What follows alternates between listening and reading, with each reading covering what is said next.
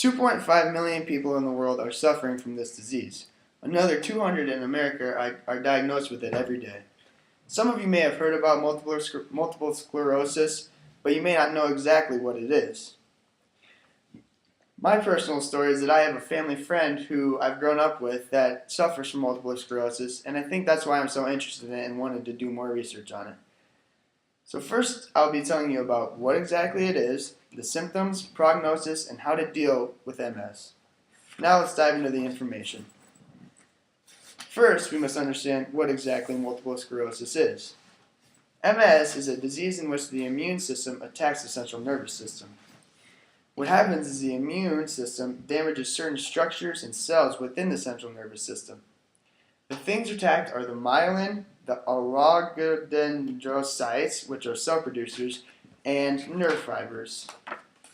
According to Davey Allen Chabner, the author of The Language of Medicine, this occurs because the T cells become sensitized to proteins within the central nervous system. What they do is they leave behind damaging inflammation and also give off chemicals that damage the nerve fibers. Here's an image of what a normal nerve fiber would look like as opposed to a damaged nerve fiber from multiple sclerosis.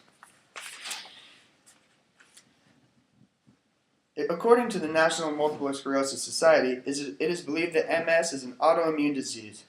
This means that the immune system attacks against antigens that are not foreign, but they see as foreign. The reason that it's not for sure that it is an autoimmune disease or not is because they haven't specifically identified an antigen that triggers this attack.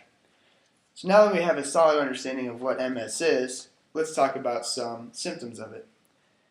There's a wide variety of symptoms that can possibly be experienced when going through MS or may not be. Some of the more common ones could be fatigue, which 80% of the patients with MS suffer from. Numbness and tingling are some of the first signs noticed when experiencing MS. Visual problems are also an early symptom.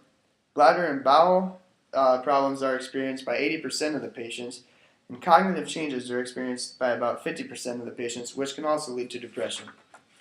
Some of the less common symptoms could be speech problems, which only about 20 to 40% of the patients experience. If the throat nerves are damaged, then problems with breathing, speech, and swallowing can be experienced. About 2 to 5% of the people with MS experience seizures, and about 6% experience hearing loss. A few more of the uncommon symptoms can be itching, headaches, and tremor. Again, it is very important to remember that symptoms vary, so one person with MS may only experience a few of these symptoms very lightly, while another may experience all of the symptoms very heavily. So it just kind of depends. Next, we'll talk about being prepared and knowing how to deal with MS. So it is important to remember that one with MS can live a normal lifestyle. If their symptoms are mild and not very many are experienced, then they can have the same life expectancy as a person without MS. It is also important to remember that if the symptoms are very bad, then it is possible that they could have a shortened life expectancy just because of their symptoms. Another important thing to remember is that MS is not completely curable, only treatable. So depending on which symptoms you have, that is how the treatment kind of varies. Some of the treatment plans could be medications, exercise, care from doctors, managing relapses, and rehabilitation. It is important to remember that MS affects the quality of life more than the length.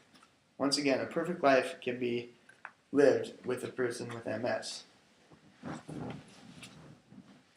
After hearing all this, it is important to keep a positive attitude towards MS. Now that you have a solid understanding, you can take it to your own lives. If you see a person experiencing these symptoms, you may be able to diagnose them or help them talk about what exactly their problems are. According to Ann Borak, MS is one of the leading causes to neurologic disabilities in people 20 to 40 years old. This is why it is important to have a solid understanding of what multiple sclerosis is.